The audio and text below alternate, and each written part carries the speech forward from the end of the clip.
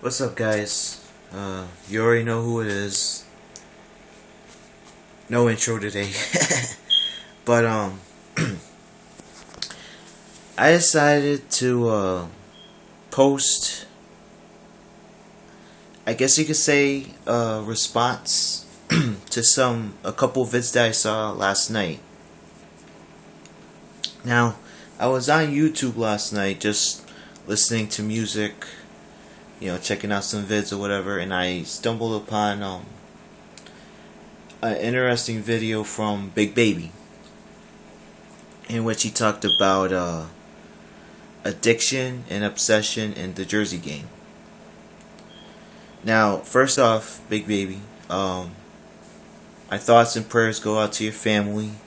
I hope that God will comfort you and your family in this time of need. And I really like the fact that you keep God close to your heart. I'm Catholic as well, so I understand what you're going through. Just just have faith. That everything will be okay. Now, and I'm glad that you echo a lot of my sentiments as well, in terms of having priorities. We everyone that is in this Jersey community has priorities that they got to deal with before they buy the jerseys. Which is why I haven't bought a jersey in since November of last year. So, but at the same time, you brought up the whole how can I explain this? Let me put it this way. I had never ever considered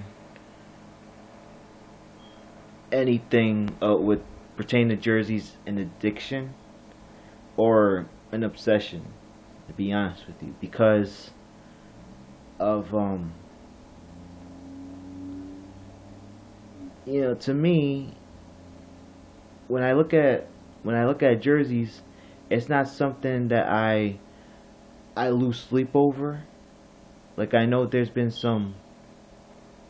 was a challenge before, a white whale challenge. I forgot who did it, but it kind of pertained to that type of topic where there was that one jersey that you always wanted to buy, and there was the one jersey that you needed, that you wanted, that you just couldn't, that you just were dying to get.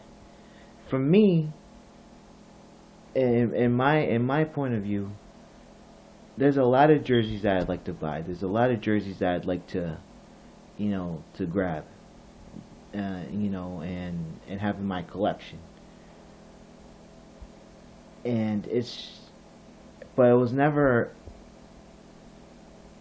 really an obsession. It's just a hobby. It's just clothing. But I do understand where you're coming from. I do understand where you're coming from, and I applaud I applaud your vid. I completely understand your point of view on how you feel about the Jersey game, those aspects. But to me, it's just uh, to me it's not an addiction or obsession. To some people within our circle, within our group, it might be. But for me personally, it's just I'm not gonna I'm not gonna cry over it. I'm not gonna lose sleep over it, or whatever. Now, I also stumbled upon D to the T. D as in dodgeball, T as in terrorist. Good to have you back, man. We all missed you and everything, and it's good to see you. It's good to see you back. and he brought up the history of like the head concept, which I had never knew before. So he he I guess he posted a challenge. I forgot what he was saying, to be honest with you. But one of the things that I took from DT's vid was, you know, definition of a jersey head. A definition of a jersey head is just a fan, in my opinion. It's just, you know, being a fan of that trend. Now, obviously, that trend has died down from 10 years ago, because that's when I started, you know, collecting jerseys.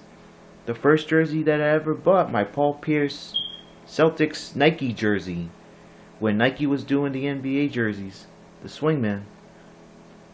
That was 10 years ago. And from that point on, I had a real extensive, a real big collection. I had Nike NBA jerseys. I had jerseys when Reebok took over, and then now, you know, Adidas took over and everything. And I had a big extension. I had a big collection. Now, within those 10 years that I've been collecting, it has died down significantly. It has died down to the point where I was mostly collecting, up to this point, Boston sports jerseys. So, but back in the day, oh my god, even like 5 years ago, I had mostly all NBA jerseys with a football and a basketball and a hockey one afterwards. But it was mostly all basketball. I had a football, baseball, hockey jersey go after, but I had like an extensive basketball collection because I love the NBA. And but I've never ever, and I've had a few Mitchell and Ness jerseys, but looking back, I don't think they were high quality. Whereas now, you know, you saw my Larry Bird jersey last year, and that's the only Mitchell and Ness jersey that I have. I mean, most of the jerseys that I have are all Swingman, and I'm happy with that, because Swingman jerseys are under $100, and you know, I've always been a fan of that type of jersey. I mean, I wish I had more money to buy more Mitchell and Ness, but you know, at $250-$300, you know, that's money right there that I can buy Swingman jerseys. That's money that I could use for rent, or for bills, or for, you know, putting food on the table. You know, so I'm like I said a couple days ago, I'm blessed to be a part of this group. We're all gonna have our agreements. We're all gonna have our disagreements. I just thought it was a real interesting topic to bring up, and like I said, Big Baby, Dodgeball Terrorist, you know, that's my view on both vids, because they both coincide.